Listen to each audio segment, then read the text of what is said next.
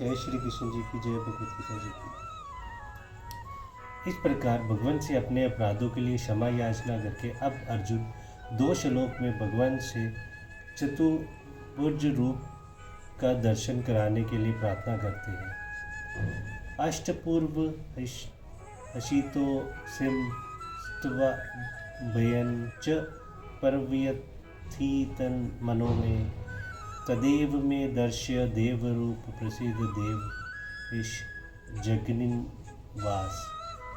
मैं पहले ना देखे हुए आपके इस आश्चर्यमय रूप को देखकर हर्षित हो रहा हूँ और मेरा मन भय से अति व्याकुल भी हो रहा है। इसलिए आप अपने चतुर्भुज विष्णु रूप को ही मुझे दिखलाए। हे द्वेष, हे जगन्निवास, प्रसन्न होइए। अष्टपूर्वम का क्या भाव है और उसे देखकर हर्षित होने की और साथ ही भय से व्याकुल होने की बात कहकर अर्जुन ने ये क्या भाव दिखलाया है।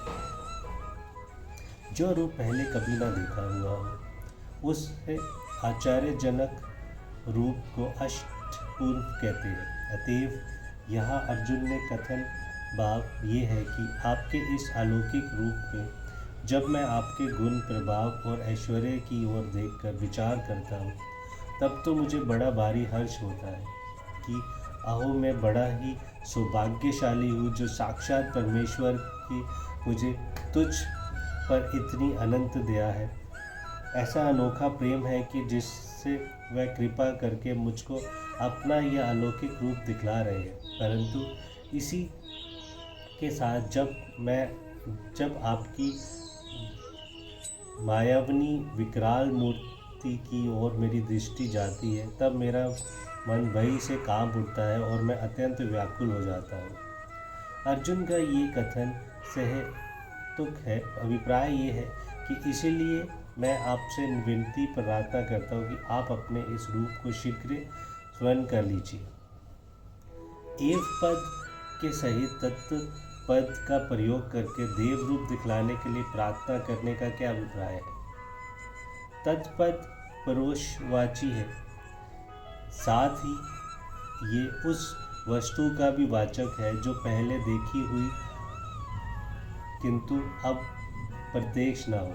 अतएव तथा एव पद उसके भिन्न रूप का निराकरण करता है। अतएव अर्जुन के कथन का अभिप्राय ये होता है कि आपका जो वैकुंठ धाम में निवास करने वाला देव रूप अर्थात विष्णु रूप है, मुझको उसी चतुर्भुज रूप के दर्शन करवाइए। केवल तत्व का प्रयोग होने से तो ये बात भी मानी जा सकती है कि भगवान का जो मनुष्य तार का रूप है उसी को दिखलाने के लिए अर्जुन प्रार्थना कर रहे हैं, किंतु रूप के साथ देव पद रहने से वह स्पष्ट ही मनुष्य रूप से भिन्न देव संबंधी रूप का वाचक हो जाता है।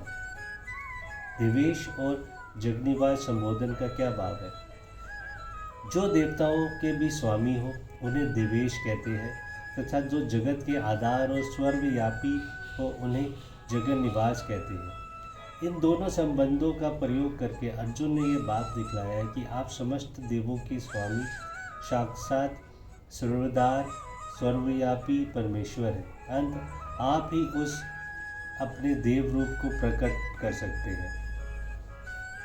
प्रसिद्ध पद का क्या भाव है। प्रसिद्ध पद से अर्जुन भगवान को प्रसन्न होने के लिए कहते हैं। अभिप्राय ये है कि आप शीघ्र ही इस विकराल रूप को समेटकर मुझे अपना चतुर्भुज रूप दिखलाने की कृपा कीजिए। जय श्री